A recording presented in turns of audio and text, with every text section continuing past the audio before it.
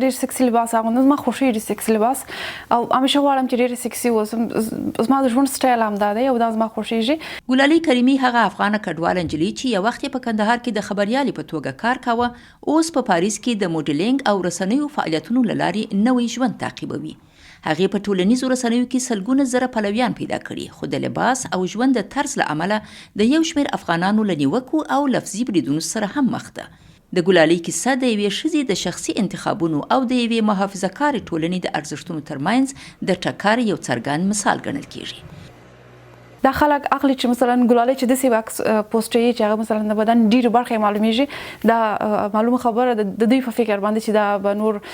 سکسي فلمونو کې کار وکړي په هماغه سایټ کې به خپل کارونه شروع کړي نو دوی فکر په هماغه شکل ده او دا خلک مثلا ما نشي درکولی چې زه څه غواړم او زما هدف څه شی ده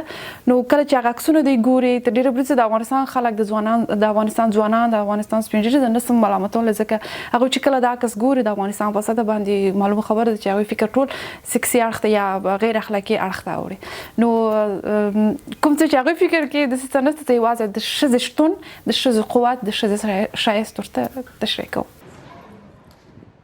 ګلالۍ وایي دغه فشارونه یوازې د مجازي فضا په آزار او اذیت کې نه خلاصه کیږي. پر وینا یې په پاریس کې هم څو ځله د یو شمېر افغان ځوانانو له فزیکي تاوتریخوالو سره مخ شوې ده. کله چې زه 9 بجې د خپل کور نه راووتم زه د ویش په برخه کې هم غوښتل مې چې منډه ووهمه او د هلکانو زه د یو هلک رامخته شو زه یې په غېږ کې واخیستلم لا خوا چې پولیس راغلل او ما ته شا زما مسایره ووتی چې هغې ما باندې چیغه وکړې چې اتانسیون ګلالۍ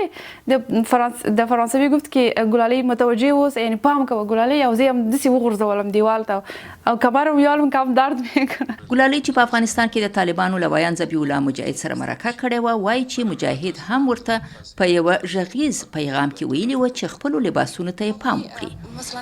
تر لباس څخه ووتل تیر کال زما سره د افغانستان څخه یوازې ذبیح الله مجاهد نه تقریبا څو سیاسي چارواکو د طالبانو زما سره اړیکه نیولې وله د کابل امنیه قومندان ما ته پیغامونه پرېښول د ذبیح الله مجاهد پیغامونو څخه وروسته هغوی ما ته پیغامونه پرېښول خو زه د ذبیح الله مجاهد پیغامونه چې ما ته پرېښول چې ته د افغانستان یې ته یوه مسلمانه یې ته یوه پښتنه یې ستا لباسونه باید لږ افغاني فرهنګ سره مناسب واوسي مثلا ته په افغانستان کې یو ځایګی لري خلک ډېر ستا سره مینه درلودله او دا لباسونه باید مناسب وي ډېر خبرې یې کښته پورته وکړلې ما سره نور څه نه ول چې ما هغوی سره بحث کړی ول هغوی سره مې خبرې هم کړې وې که ما له هغوی سره خبرې هم کړې وې هغوی ته مې قناعت هم ورکړی و داسې بې ځایه ول نو حل لاره مې دا وګڼله چې زه باید دا بلاک کړم او اصلا وخت نه لرم چې ورسره بحث وکړم.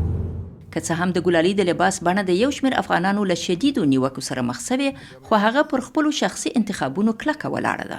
هغه انتخابونه چې په باور یې د هغې د فردي ازادۍ او هویت یوه برخه جوړوي. ګلالۍ کریمي وایي کومه لاره یې چې غوره کړې هغې ته به د ټولو مخالفو غږونو سره ادامه ورکوي.